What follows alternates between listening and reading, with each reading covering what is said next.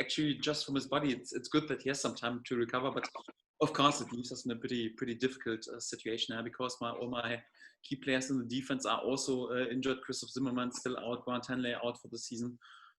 Sam Byram, even some of our younger options in the under 23 are injured. So it's complicated. It's tricky. So we don't have, or we just have one natural centre back available at the moment. Our pretty young guy Ben Godfrey in his first season of the Premier League. Of course, it's a bit complicated, but yeah, you have to handle this kind of situation during the season. And yeah, I trust my group of players there, and we will find some solutions. We have some experienced players. Alexander Tete, for example, has played this role before. Jamal Lewis could also play such a role. We have also the option to switch perhaps to a bit different formation. So we'll try to find an answer, and hopefully it's a good decision then. Do you have any other concerns? I mean, there were players that came off against Manchester United. How's the rest of your squad looking?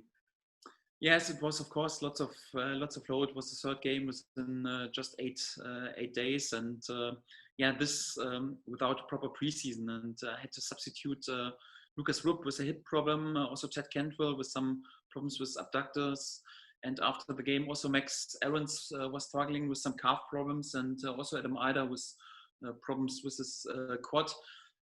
We will have to make a few late decisions. What I can say is that Todd Cantwell is available. That's a good news. So no problem with him, but there are still a few concerns and question marks behind the likes of Lucas Rupp with his hip problems, also Max Aarons with his calf problems, and also Adam Ider. Yeah, we'll have to make a late decision. So I'm pretty confident that they all will be available, but we'll have another training session, and then more or less like a last test tomorrow morning, and then we see if they all are available. I hope they are. In addition to that, Moritz Leitner won't be available for tomorrow because he's got some ongoing assessment because of some hernia problems. So that's our personal situation. Yeah, hopefully not the week after then. No. Hopefully.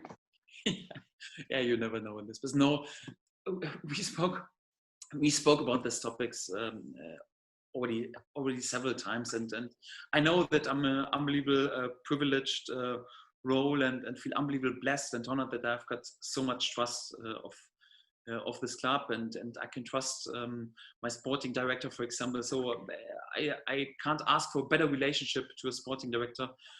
To Stuart Webber, it's fantastic. I can't ask for a better relationship to my owners. I think to Delia and Michael, they are fantastic people. I can't ask for better owners. I can't ask for a better relationship to our board, and also to our supporters who are there with so much trust in the good times and the bad times. And I'm in a pretty privileged role, and I'm unbelievably thankful and grateful for this. And yeah, on the other way, they also know that of course they have a head coach who's not complaining and just crying and asking for, we have to spend more money, I need more quality. I totally accept that we went into this season with a bunch of young lads and some players who have never played on this level. And I know about the size of the task, and also that we are the only self-funding club on this level, and our relationship is full of trust, and I'm pretty grateful. On the other hand, they also know that they haven't had coach who's not when there's a first opportunity, there's a bigger club where there's perhaps more money or more potential or whatever, that I would leave immediately or whatever. In football, so my values are a bit different. So it's not like that I'm working in this business already since a century or whatever. I'm working meanwhile since several years, and thank God I was already allowed to lift 3 times the trophy and of winning a title. So I know that I'm capable out of a team with potential to make a competitor for titles, and yeah, to lift the trophy. And it's good fun, and I know that this is not realistic for Norwich City. So we are not the favorite to win the Premier League title. I know this, and of course I like to compete for titles, and I like also to work on this circumstances, because yeah, we've proved several times that we are capable to do this. But my values is not like just money and counting my titles, and sometimes it's even more worse, yeah, to reach something extraordinary for a smaller club than yeah, just to count the 24th title for a big club who wins the title more or less like each and every year. So my values are a bit different, and I think we have a pretty special relationship, but it doesn't take anything away that I'm unbelievably grateful, and I feel really blessed and honored that I'm allowed to work under this fantastic conditions. And like I said before, so I can't ask for better people to work with. Yes, overall, I'm pretty pleased, but I think it's also important to be leveled, yeah, because yeah, he was also a bit criticized before because he didn't score that much in the games before. Against Southampton, he was also criticized a bit for his performance. Yeah, also he's also self-critical. Yeah, he was also not happy with his performance against Southampton, but we were pretty leveled, and we didn't over criticize him. And right now the same. So of course there was a good performance and with a good goal, and he's crucial for us. But it's not like, yeah, after this one game he's then already a superstar. So it's more like quality is always defined by delivering over a long-term period, and that's what he has to do. But of course we are overall pretty pleased with his development. He's a key player for us also in the offense, and it's also good that he's not struggling with too many problems at the moment, and he's available also for this game tomorrow. What is his best position? Where is he most effective? Is it out wide, or is it as number 10 behind the forwards? Where is he most effective? It always depends a bit on the setup and on the team. So I think it's important as a player, and then nowadays to be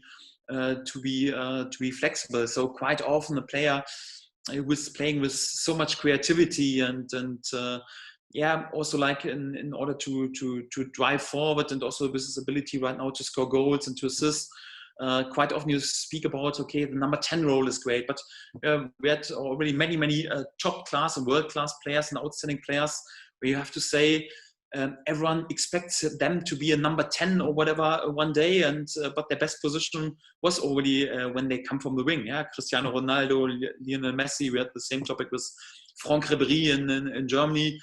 Was always seen as a number 10, but once he was playing there, he was not delivering with his best performance, so they needed the wing. So I think, in general, for Todd, it's not that important how you label his position. The most important thing is that he's playing in a team where he can bring his strength in, and he's playing in a team where he can influence the team a lot. And sometimes it's even easier to come, for example, a bit from a winger position to cut inside instead of playing in the number 10 role where you always have, for example, a holding midfielder who is concentrate on you. So more like to cut a bit surprisingly inside. I think he can play many roles. He can play number 10, he can play number 8, he can play from the wing.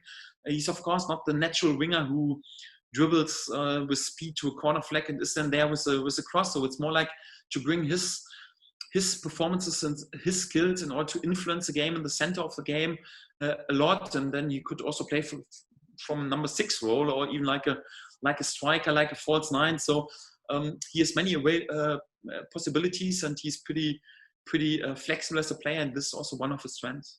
Daniel, Hi. Just a couple for me if I can.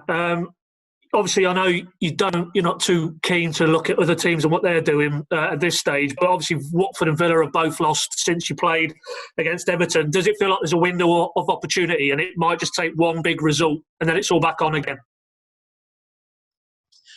Yes, but not that much, because the other results went in our favor. So more like because that's the situation. Yeah, it's more like the performances are heading into the right direction, and so when you need a spot, so it's more like that you really win one game in order to be back on track. So it's a bit like in this finals, yeah. Once you're 9-2 back, then of course it's not that great. But once you have this first win, once you have perhaps even a bit surprising result, then you're back in the mix, and we know this. So, we can judge it in a perfect way. And also, like at the moment, it seems a bit like what I have predicted, that to play behind closed doors helps a bit the teams with more individual quality and the bigger teams. So actually, when the motions are there, especially with the home games, the teams who are at the bottom of the table are more likely to win points than instead of playing behind closed doors when the emotions are a bit away.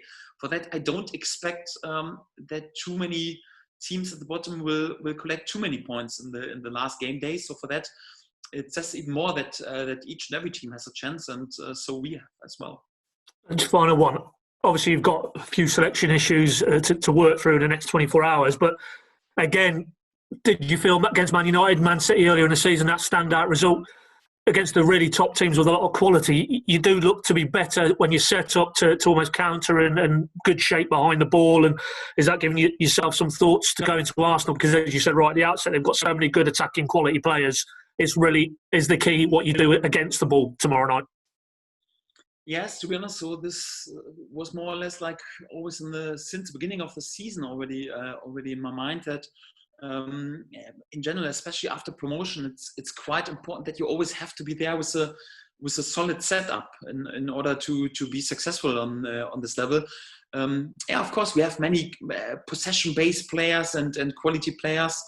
And it was a key topic that, because of many injuries in the defense, we're struggling with this defensive balance. And of course, it was a topic where we're working a lot, more or less like from the first day of the season on it. And it's also like, the last games were also a bit like a proof for this topic, because it's when you lose a game like against Southampton 0-3, it's not like the first thought is more like, okay, we have to bring even more offensive players in to win the next game 4-3 or 5-4.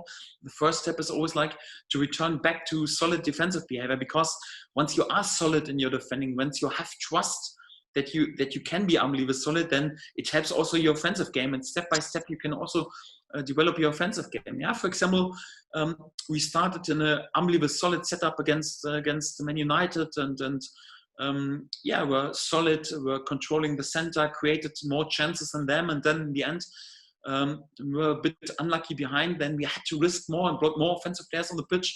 And this even in this period, then we were unbelievable solid, and looked even with one more offensive players on the pitch quite solid, and turned the game. So it's always important, especially in the beginning of a game, to be solid and to look pretty balanced, and then you can even improve and higher the risk during the game. And it's always a good sign if you are solid at the back, definitely.